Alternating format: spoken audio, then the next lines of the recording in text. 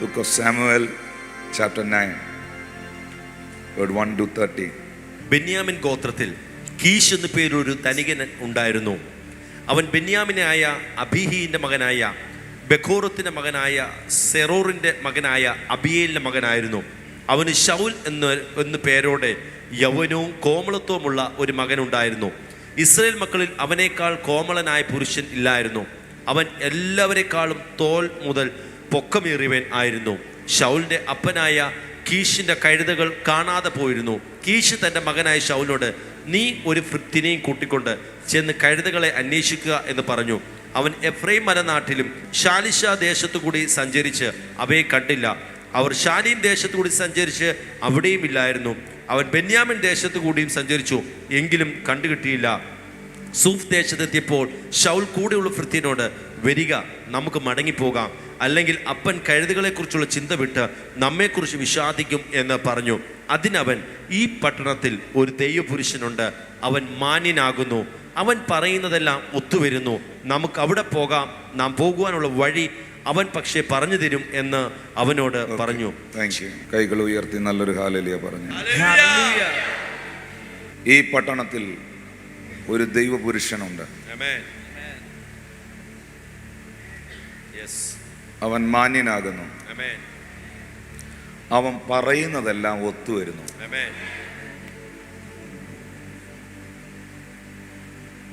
Thank you, Holy Spirit. Are you with me? Yes. രണ്ട് പ്രധാന കാര്യങ്ങളിലേക്ക് ദൈവത്തിൻ്റെ ആത്മാവ് നമ്മളെ തിരിക്കുകയാണ്.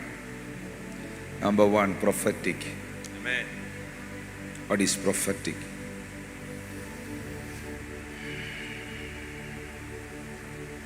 സാമുവേലിനെ കുറിച്ച് ശൗലിനോട് തൻ്റെ ഭൃത്യൻ പറയുകയാണ്, ഇന്ന് തിരിച്ചു പോകണ്ട, ഈ പട്ടണത്തിൽ സ്റ്റേ ബാക്ക് ചെയ്യണം, നിൽക്കണം.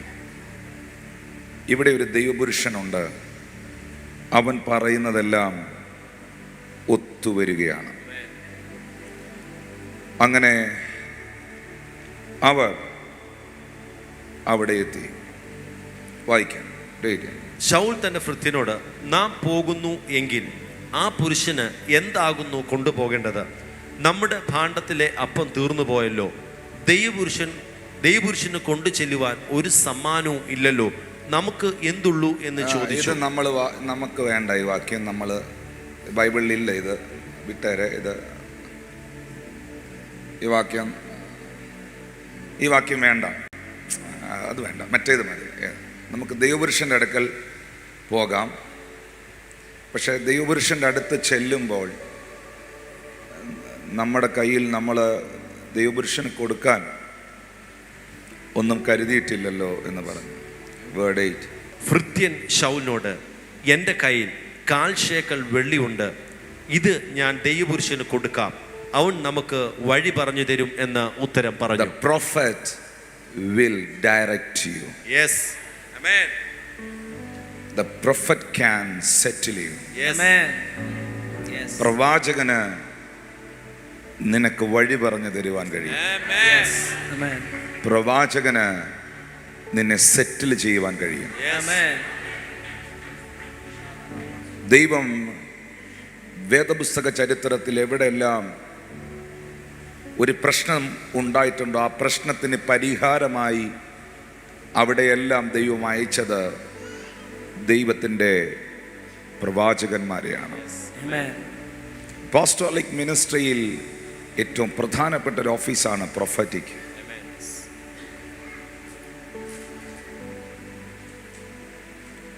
This word is very important.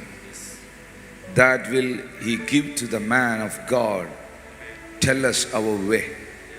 Word 9. പണ്ട് ഇസ്രായേലിൽ ഒരുത്തൻ ദൈവത്തോട് ചോദിക്കുവാൻ പോകുമ്പോൾ, വരുവീൻ, നാം ദർശകന്റെ അടുക്കൽ പോകുക എന്ന് പറയും.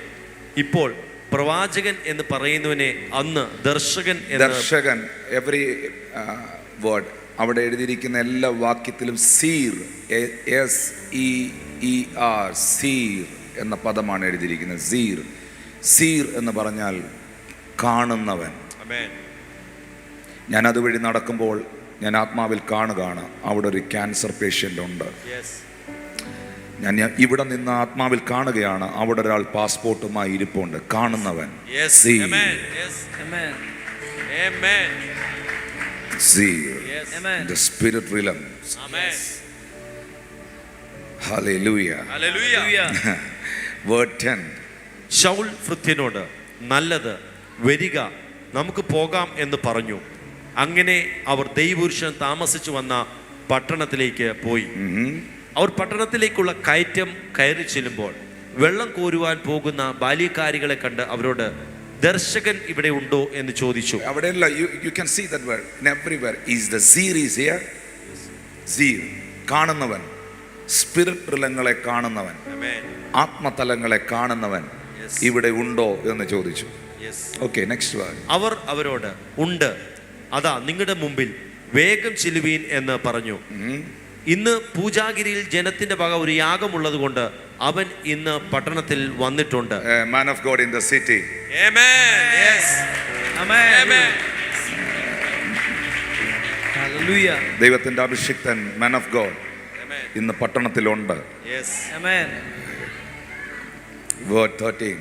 നിങ്ങൾ പട്ടണത്തിൽ കടന്ന ഉടനെ അവൻ പൂജാഗിരിയിൽ ഭക്ഷണത്തിന് പോകും മുമ്പേ നിങ്ങൾ അവനെ കാണണം. Word 14 please. അങ്ങനെ അവർ പട്ടണത്തിൽ ചെന്നു. പട്ടണത്തിൽ കടന്നപ്പോൾ ഇതാ ശമൂവേൽ പൂജാഗിരിക്ക് പോകുവാനായി അവരുടെ നേരെ വരുന്നു. Yes. എന്നാൽ ശൗൽ വരുന്നതിന് ഒരു ദിവസം മുമ്പേ, ശൗൽ വരുന്നതിന് ഒരു ദിവസം മുമ്പേ യഹോവ അത് ശമൂവേലിന് വെളിപ്പെടുത്തി. Amen. Are you with me? Hallelujah. നാളെ ആരാണ് പ്രാർത്ഥനയിൽ വരുന്നത് എന്ന് തലേ ദിവസം സാമുവേലിന്റെ സ്പിരിറ്റിൽ ലഭിക്കുകയാണ്. ഈ ദൈവം ഇന്ന് ലീവിലല്ല, ഒളിവിലല്ല, മോർച്ചറിയിലല്ല, കല്ലറയിലല്ല. Yes. Amen. ഫ്രീഡം മീറ്റിംഗ് നടക്കുമ്പോൾ തലേന്ന് ഞാൻ അവിടെ പ്രാർത്ഥിക്കാൻ വരുന്ന സമയത്ത് പാസ്റ്റർ ജിജിയും ക്രിസ്റ്റിയും നിൽക്കുമ്പോൾ ഞാൻ പറഞ്ഞു, നാളെ ആ കസേരയിൽ അവിടെ ഒരു പേഷ്യൻ്റ് വന്നിരിക്കും, ദൈവം അവളോട് സംസാരിക്കും. 50 പേരിരിക്കുന്ന സ്ഥലമല്ലത്, സ്റ്റേഡിയം. Yes. കൃത്യമായി അടുത്ത ദിവസം അതേ ചെയറിൽ അതേ സ്ഥലത്ത് 3 പേർ ഒന്നിച്ചിരുന്നു. അതിലൊരാൾ മാസ്ക് ഇട്ടിട്ടുണ്ടായിരുന്നു. അവളുടെ പേര് കർത്താവ് വിളിച്ചു. ദീർഘവർഷങ്ങളായുള്ള അവളുടെ രോഗം അവിടെ വെച്ച് സൗഖ്യമായി. അവരാദ്യമായിട്ടാണ് എന്നെ കാണുന്നത്. ആദ്യമായിട്ടാണ് എൽഷദായി മിനിസ്ട്രിയുടെ പ്രാർത്ഥനയിൽ പങ്കെടുക്കുന്നത്. ഇതിലെല്ലാം ഉപരി ആദ്യമായിട്ടാണ് ക്രിസ്ത്യാനികൾ എന്ന് പറയുന്ന ഒരു കൂട്ടത്തിലേക്ക് കയറി വരുന്നത്.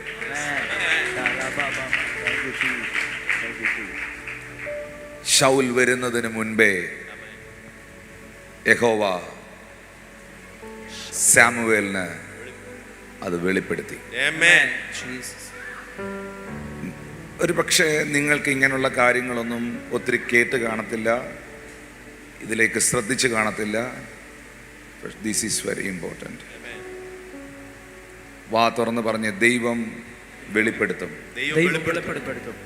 ദൈവം വിഷയങ്ങളെ തൻ്റെ ദാസന്മാർക്ക് വെളിപ്പെടുത്തും. ദൈവം ഒരു പക്ഷെ തലേന്നെ കാണിച്ചു കൊടുക്കും. I completely believe that. ഈ വരുന്ന ശൗൽ തോൾ മുതൽ പൊക്കമുള്ളവനാണ്, സൗന്ദര്യമുള്ളവനാണ്. മറ്റൊന്നും ശൗലിനെ കുറിച്ച് പറയാനില്ല. പക്ഷെ സാമുവേൽ ശൗലിനോട് പറയുന്നു, പ്രവാചകൻ ശൗലിനോട് പറയുന്നു, നീ എൻ്റെ കൂടെ താമസിക്കണം, നീ എൻ്റെ കൂടെ ഭക്ഷണം കഴിക്കണം. You stay with me. ഒറ്റ ദിവസം അഭിഷിക്തൻ്റെ കൂടെ ഒറ്റ ദിവസം അസോസിയേറ്റ് ചെയ്ത് ശൗൽ തിരിച്ചു പോകുമ്പോൾ പ്രവാചക ഗണത്തിൽ നിന്ന് ശൗൽ പ്രവചിക്കുന്ന കാഴ്ചയാണ് കാണുന്നത്. I am feeling the impartation.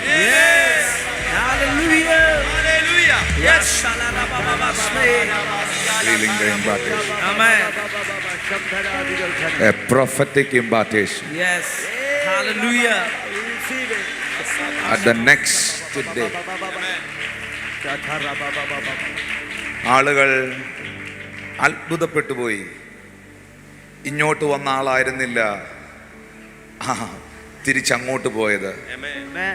നാട്ടുകാർ മുഴുവൻ പറയാൻ തുടങ്ങി, ശൗലുമുണ്ടോ പ്രവാചകന്മാരുടെ കൂട്ടത്തിൽ?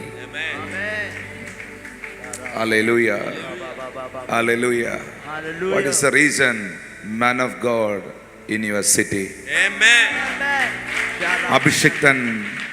ഇതിൻ്റെയൊക്കെ വില ഞാൻ ബൈബിളിൽ നിന്ന് പറയുകയാണ്.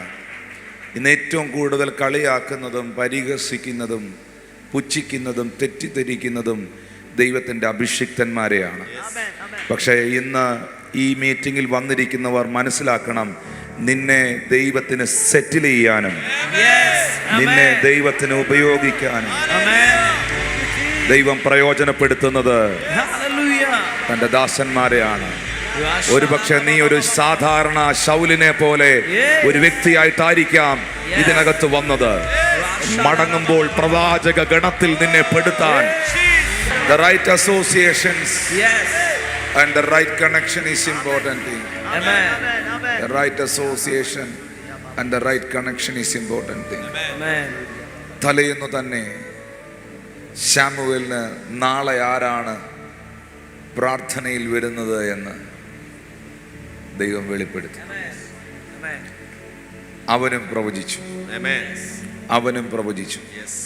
കൈകളെ ഉയർത്തി പറഞ്ഞ, ലോർഡ് റിവീൽ, വെളിപ്പെടുത്തണമേ കർത്താവേ, നിന്റെ ആത്മാവ് എന്നോട് സംസാരിക്കണമേ. കൈകളെ ഉയർത്തി പറഞ്ഞ, നിന്റെ ആത്മാവ് എന്നോട് സംസാരിക്കണമേ. കർത്താവിന്റെ പരിശുദ്ധാത്മാവ് എന്നോട് വളരെ ഹൃദ്യമായി സംസാരിച്ച ഒരു കാര്യമുണ്ട്. ഇന്ന് ഈ പ്രാർത്ഥനയിൽ വന്ന ഓരോ വ്യക്തികളുടെയും ജീവിതത്തിന്റെ മേളിൽ ഒരു വലിയ ടേൺ, ഒരു തിരിവ് കർത്താവായി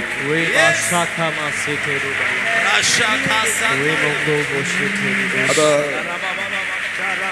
സ്പിരിറ്റ് തലത്തിൽ ഭയങ്കരമായി ട്രിഗർ ചെയ്യുന്നത് എനിക്കറിയാം.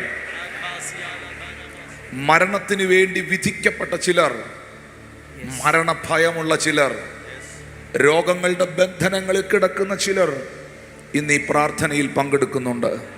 കർത്താവിന്റെ ഭയങ്കര വിസിറ്റേഷനുകൾ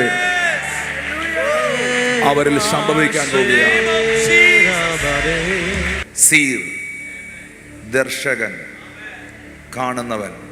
ശമൂവേൽ ആരായിരുന്നു? ദർശകൻ, കാണുന്നവൻ, ആത്മതലങ്ങളെ കാണുന്ന പ്രവാചകൻ. ശമൂവേൽ ശൗലിനെ അഭിഷേകം ചെയ്യുമ്പോൾ ശൗൽ രാജാവായിരുന്നില്ല. ശമൂവേൽ, മാൻ ഓഫ് ഗോഡ്, പ്രൊഫറ്റ്, ദാവീദിനെ അഭിഷേകം ചെയ്യുമ്പോൾ ദാവീദ് രാജാവായിരുന്നില്ല. പക്ഷെ ശമൂവേൽ അഭിഷിക്തൻ ഒരുവനെ അഭിഷേകം ചെയ്താൽ, ശൗലിനെ അഭിഷേകം ചെയ്താൽ, ദാവീദിനെ അഭിഷേകം ചെയ്താൽ പിന്നെ അവന് രാജാവാകാതിരിക്കാൻ പറ്റത്തില്ല.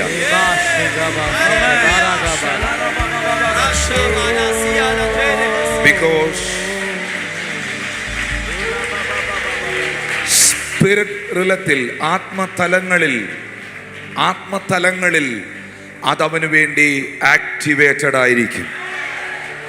എൻ്റെ ആത്മാവിൽ എനിക്ക് നന്നായിട്ട് അറിയാം, കർത്താവിൻ്റെ ശുശ്രൂഷയ്ക്ക് വിളിയുള്ള, ദൈവത്തിൻ്റെ രാജ്യത്തിൽ പ്രയോജനപ്പെടാൻ വിളിക്കപ്പെട്ട, എന്നാൽ ചില പരിമിതികളിൽ ഒതുങ്ങിപ്പോയി കൊതിയോടെ പ്രവചിക്കാനുള്ള കൊതി, രോഗികളെ സൗഖ്യമാക്കാനുള്ള കൊതി, ആത്മാക്കളെ നേടാനുള്ള കൊതി, ആ കൊതിയോടെ ഇരിക്കുന്ന ഒരു കൂട്ടത്തിന്റെ മേളിൽ 2 Samuel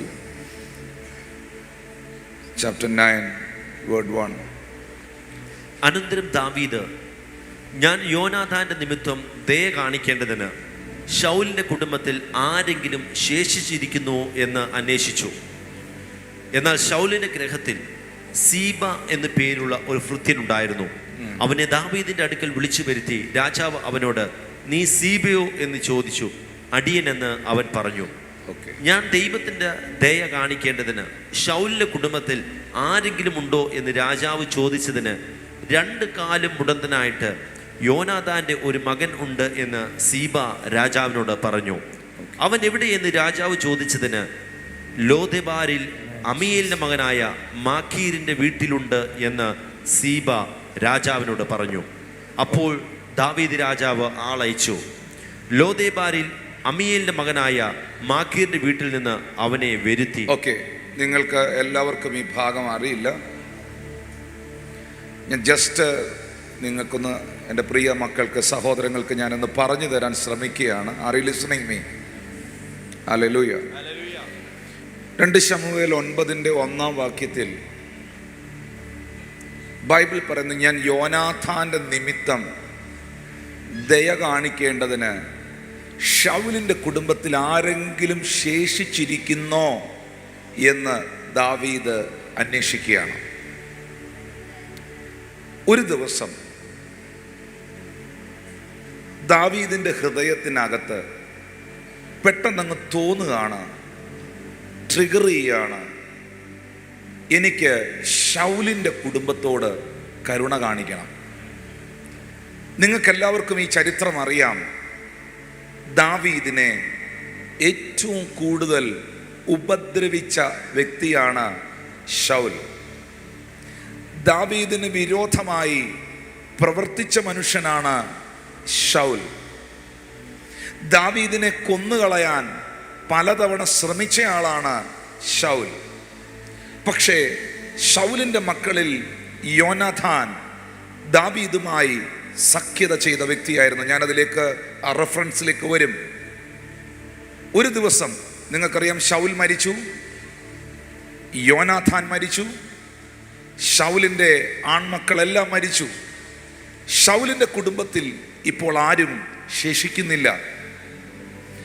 ഒരു ദിവസം ഒരു കാരണവുമില്ലാതെ, ഈ വേർഡാണ് ഇന്നത്തെ മെസ്സേജിൻ്റെ ഒരു പ്രധാന ഭാഗം. ഒരു ദിവസം ഒരു കാരണവുമില്ലാതെ, ഒരു ദിവസം ഒരു കാരണവുമില്ലാതെ ദാവീദിന്റെ അകത്ത് ദാവീദിന് തോന്നുകയാണ്, അല്ല, അഭിഷിക്തനെ ദൈവാത്മാവ് തോന്നിപ്പിക്കുകയാണ്, ശൗലിന്റെ കുടുംബത്തിൽ ഇനി ആരെങ്കിലും ജീവിച്ചിരിപ്പുണ്ടോ? എനിക്ക് ആ വീട്ടിലുള്ള ആരോടെങ്കിലും ഒരാളോട് എനിക്ക് കരുണ കാണിക്കണം.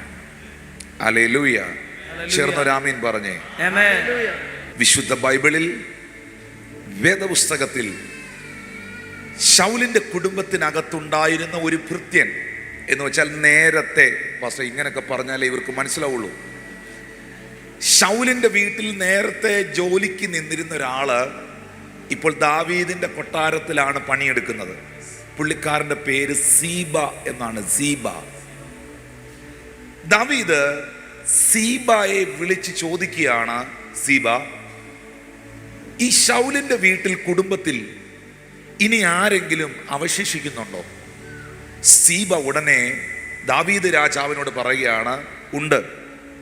2 കാലും മുടന്തനായി യോനാഥാന്റെ ഒരു മകൻ അവിടെ ഉണ്ട്. അവൻ 2 കാലും മുടന്തുള്ളവനാണ്. അവൻ യോനാഥാന്റെ മകനാണ്. ഉടനെ ദാവീദ് രാജാവ് പറയുകയാണ്, അവൻ എവിടെ എന്ന് രാജാവ് ചോദിച്ചു. സീബ പറയുന്നു, അവൻ വീട്ടിലുണ്ട്. അവന്റെ സ്വന്തം വീട്ടിലല്ല, അവൻ ലേബോദരിൽ അമിയേലിന്റെ മകനായ മാഖീരിന്റെ വീട്ടിലുണ്ട്. കാരണം അവന് വീടില്ല, അവനിപ്പോൾ ഒന്നുമില്ല, അവൻ അപ്പനില്ല, അവന് വല്യപ്പനില്ല, അവൻ ഇപ്പാപ്പനില്ല, അവൻ ആരുമില്ല, അവൻ 2 കാലും മുടന്തുള്ളവനാണ്. ഇത് മെഹിബോശത്ത് എന്ന ഈ ചെറുപ്പക്കാരൻ, ആ മകന്റെ പേര് മെഹിബോശത്ത് എന്നാണ്. അടുത്ത വാക്യം നോക്കിയേ. ശൗലിന്റെ മകനായ യോനാഥിന്റെ മകൻ മെഹിബോശത്ത് ദാവീദിന്റെ അടുക്കൽ വന്ന് സാഷ്ടാംഗം വീണു, നമസ്കരിച്ചു. ദാവീദ് മെഹിബോശത്തെ എന്ന് വിളിച്ചു, അവൻ അടിയൻ എന്ന് പറഞ്ഞു. അടുത്ത വാക്യം. ദാവീദ് അവനോട്, ഭയപ്പെടേണ്ട, നിന്റെ അപ്പനായ യോനാഥാന്റെ നിമിത്തം ഞാൻ നിന്നോട് ദയ കാണിച്ച്. ഇത് ദൈവത്തിന്റെ ദയ എനിക്ക് നിന്നോട് കാണിക്കണം. അങ്ങനെയാണ് 2 ശമൂവേൽ 9:1 തുടങ്ങുന്നത്. എൻ്റെ ദയയല്ല, എൻ്റെ ഫേവർ അല്ല, ദൈവത്തിന്റെ ദയ. യോനാഥാന്റെ നിമിത്തം ആ ദൈവികമായ ദയ കാണിക്കേണ്ടതിന് ശൗലിന്റെ കുടുംബത്തിൽ ആരെങ്കിലും ഉണ്ടോ? ഇപ്പോൾ എടുത്ത ആ വാക്യം ഒന്നുകൂടെ വായിച്ചാട്ടെ. മെഫീബോശെത്ത് അവന്റെ അരികിൽ വന്നു. ഭയപ്പെടേണ്ട, നിന്റെ അപ്പനായ യോനാഥാന്റെ നിമിത്തം ഞാൻ നിന്നോട് ദയ കാണിച്ച് നിന്റെ അപ്പനായ ശൗലിന്റെ നിലമൊക്കെയും നിനക്ക് മടക്കി തരുന്നു. നീയോ നിത്യം എന്റെ മേശയിൽ നിന്ന് ഭക്ഷണം കഴിക്കണം. വായിക്കാം. അവൻ നമസ്കരിച്ചുകൊണ്ട് ആ. ചത്ത നായെ പോലെ ഇരിക്കുന്ന അടിയനെ നീ കടാക്ഷിക്കുവാൻ അടിയൻ എന്തുള്ളൂ എന്ന് പറഞ്ഞു. പറഞ്ഞേ മെഫീബോശെത്ത്. എല്ലാരും ആ പേരൊന്ന് പറഞ്ഞേ. മെഫീബോശെത്ത്. മെഫീബോശെത്ത് ആരുടെ മകനാണ്? യോനാഥാന്റെ മകൻ. ആരുടെ കൊച്ചുമോനാണ്? ശൗലിന്റെ കൊച്ചുമോൻ. മെഫീബോശെത്ത് രണ്ട് കാലും മുടന്തുള്ളവനായി, സ്വാധീനമില്ലാത്ത, നടക്കാൻ കഴിയാത്ത, ഹാൻഡിക്യാപ്ഡ് ആയിട്ടുള്ള ഒരു മനുഷ്യനാണ്. മെഫീബോശെത്ത് ദാവീദിനോട് പറയുന്നു, യജമാനനെ, ചത്ത നായെ പോലിരിക്കുന്ന അടിയനെ കടാക്ഷിക്കാൻ അടിയൻ എന്തുള്ളൂ എന്ന് പറഞ്ഞാൽ, നിങ്ങളുടെ ഭാഷയിൽ പറയാം, ഒരു നായുടെ വില പോലും ഇല്ലാത്ത, ഒരു പട്ടിയുടെ വില പോലും ഇല്ലാത്ത, ഒരു ചത്ത നായുടെ വില പോലും ഇല്ലാത്ത അടിയനെ കടാക്ഷിക്കാൻ അടിയൻ എന്തുള്ളൂ? ഒരു ചത്ത നായുടെ വില പോലും ഇല്ലാത്തവനെയും കൊട്ടാരത്തിനകത്ത് കൊണ്ടുവരുവാൻ, അവനോട് കരുണ കാണിക്കാൻ, അവന് വേണ്ടി വാതിൽ തുറക്കാൻ എന്റെ ദൈവത്തിന് കഴിയുമെങ്കിൽ, ദൈവത്തിന്റെ ഫേവർ വിശ്വസിക്കുന്ന നിങ്ങളുടെ ജീവിതത്തിൽ ട്രിഗർ ചെയ്യപ്പെടട്ടെ. ഈ മനുഷ്യൻ മെഫീബോശെത്ത് ദാവീദിനോട് പറയുകയാണ്, ചത്ത നായെ പോലിരിക്കുന്ന അടിയനെ നീ കടാക്ഷിക്കാൻ അടിയൻ എന്തുള്ളൂ? ഒരൊറ്റ സെക്കൻഡ് കൊണ്ട്, ഒരൊറ്റ നിമിഷം കൊണ്ട് ഒരു മനുഷ്യന്റെ ജീവിതത്തിന്റെ ചരിത്രം തിരിയുകയാണ്.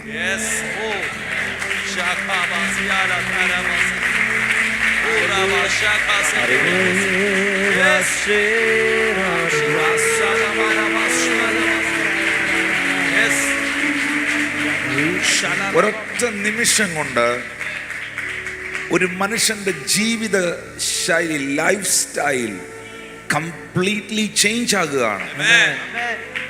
അപ്പനില്ലാത്ത, അമ്മയില്ലാത്ത, വല്യപ്പനില്ലാത്ത, ഉപ്പാപ്പനില്ലാത്ത, സ്വന്തമായൊരു വീട് പോലും ഇല്ലാതെ വേറെ ആരുടെയോ വീട്ടിൽ താമസിക്കുന്ന, എഴുന്നേറ്റ് നടക്കാൻ പോലും സ്വാധീനമില്ലാത്ത ഈ മുടന്തന് വേണ്ടി ഒരു ദിവസം രാജാവിന്റെ അകത്ത്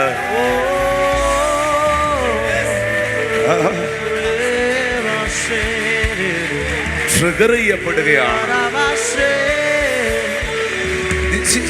ഇത് ആക്സിഡന്റലി സംഭവിക്കുന്നതല്ല. ഇത് അപ്രത്യക്ഷമായി ഉണ്ടായതല്ല. ഇത് ദൈവത്തിന്റെ ഭയങ്കര പ്ലാനായിരുന്നു. ഇത് ട്രിഗറിംഗ് ആയിരുന്നു. ഇത് ട്രിഗേർഡ് ആയിരുന്നു.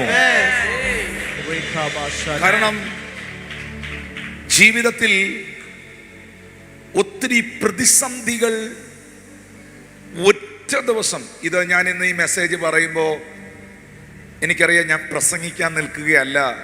കർത്താവിനെ സ്നേഹിക്കുന്ന, ഞങ്ങളുടെ ഈ ശുശ്രൂഷയൊക്കെ സ്നേഹിക്കുന്ന ഒത്തിരി പ്രിയ മക്കൾ ഇന്ന് ഈ ഓഡിറ്റോറിയത്തിൽ വന്നിട്ടുണ്ട്. ഞാൻ അവരോട് പ്രവചിക്കുകയാണ്. I am prophesying over you. ഞാൻ ഇന്നലെയും പറഞ്ഞു, ഏറ്റവും വലിയ പ്രവചന ശുശ്രൂഷ വചന ശുശ്രൂഷയാണ്. ഞാനിപ്പോൾ ഇവിടെ ഇരിക്കുന്ന ഒരാളെ എഴുന്നേൽപ്പിച്ച് നിർത്തി അവരോട് മാത്രം പ്രൊഫസി ചെയ്താൽ ഒരു 20 മിനിറ്റ് 25 മിനിറ്റ് അവർക്ക് വേണ്ടി പോവും. ബാക്കിയുള്ളവരെല്ലാം അവർക്കൊന്നും കിട്ടുന്നില്ല, അവര് അനങ്ങാതിരിക്കും. പക്ഷേ ഇപ്പോൾ സംഭവിച്ചുകൊണ്ടിരിക്കുന്നത്, ഈ എൻ്റർ ദ ക്രൗഡിനോട് കർത്താവ് സംസാരിക്കുകയാണ്. ഒറ്റ ദിവസം കൊണ്ട് അവന്റെ എല്ലാം നഷ്ടപ്പെട്ടവനാണ് മെഫീബോശെത്ത്. 1 ശമൂവേൽ 31:5-6 വാക്യങ്ങളിലേക്ക് വരുമ്പോൾ, ശൗൽ മരിച്ചു എന്ന് അവന്റെ ആയുധവാഹകൻ കണ്ടപ്പോൾ താനും അങ്ങനെ തന്നെ എന്ന് വാളിന്റെ മേൽ വീണു എന്ന് അവനോട് കൂടെ മരിച്ചു. Next word please. ഇങ്ങനെ ശൗലും അവന്റെ മൂന്ന് പുത്രന്മാരും അവന്റെ ആയുധവാഹകനും തന്റെ ആയുധവാഹകരും അവന്റെ ആളുകളൊക്കെയും അന്ന് ഒന്നിച്ചു മരിച്ചു. അന്ന് ഒരു കൂട്ട മരണം നടന്നു. അന്ന് ഒന്നിച്ച് മരിച്ചു.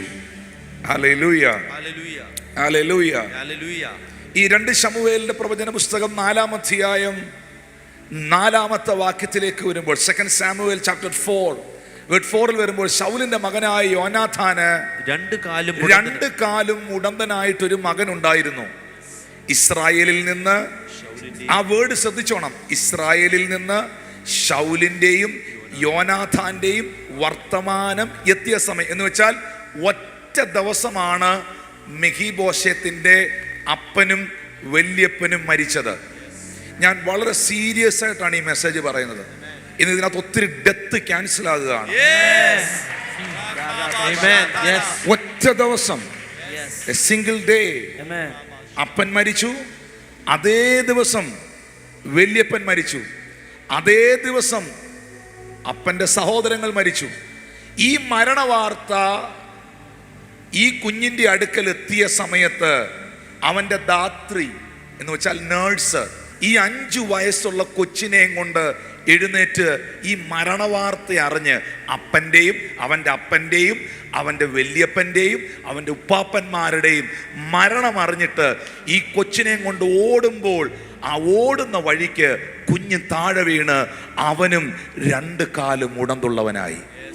ഒരേ ദിവസം ആ കുഞ്ഞിൻ്റെ മെഹീബോശത്തിന്റെ 2 കാലിൻ്റെ സ്വാധീനം പോയി. അതേ ദിവസം അവൻ്റെ അപ്പൻ പോയി, അതേ ദിവസം അവൻ്റെ വല്യപ്പൻ പോയി. ആ ദിവസം അവനെ സംബന്ധിച്ച് തകർച്ചയുടെ ഒരു ദിവസമായിരുന്നു. നിന്റെ ജീവിതത്തിൽ തകർച്ചയുടെ ഒരു ദിവസമുണ്ടെങ്കിൽ എൻ്റെ ദൈവം വേറൊരു ദിവസം നിനക്ക് വേണ്ടി സെറ്റ് ചെയ്തിട്ടുണ്ട്.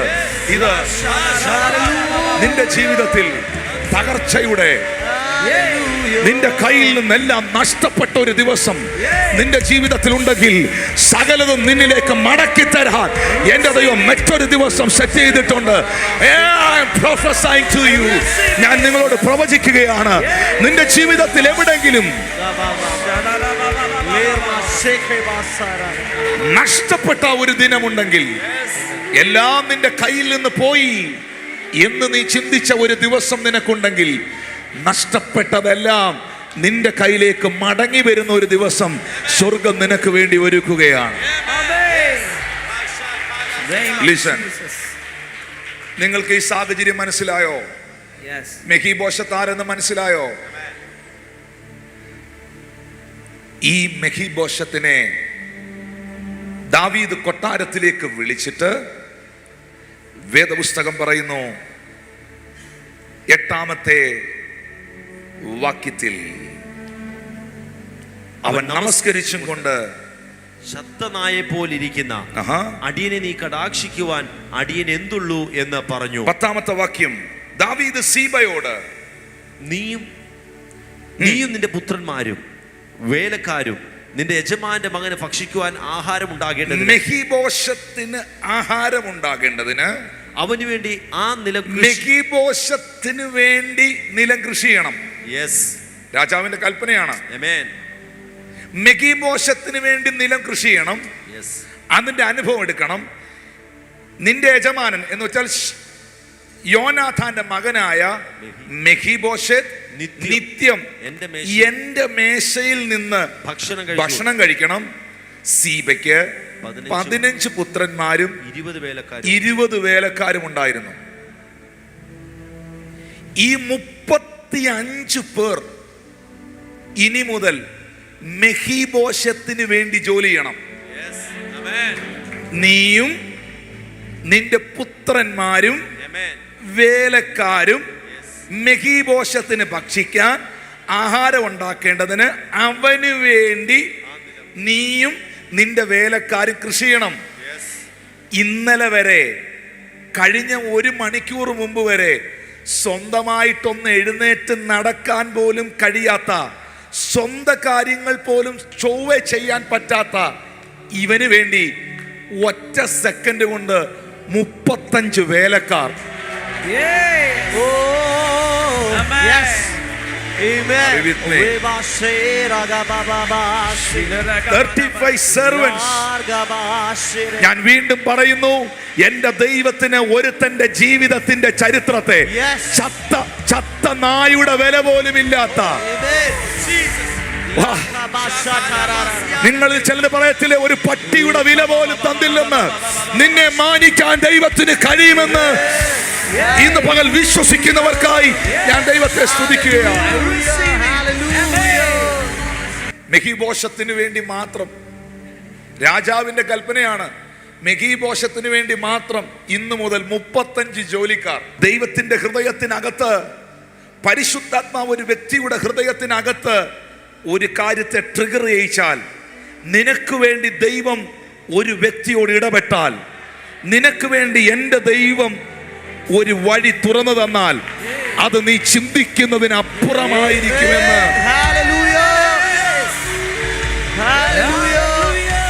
പരിശുദ്ധാത്മാവ് നിന്നെ അറിയിക്കുകയാണ്. ഞാൻ വീണ്ടും ആ വാക്ക് ഉപയോഗിക്കുന്നു. അത് നിങ്ങൾ ചിന്തിക്കുന്നതിലും, നിങ്ങൾ ചോദിച്ചതിലും, നിങ്ങൾ നനച്ചതിലും അത്യന്തം പരമായിരിക്കും. Yes. Amen.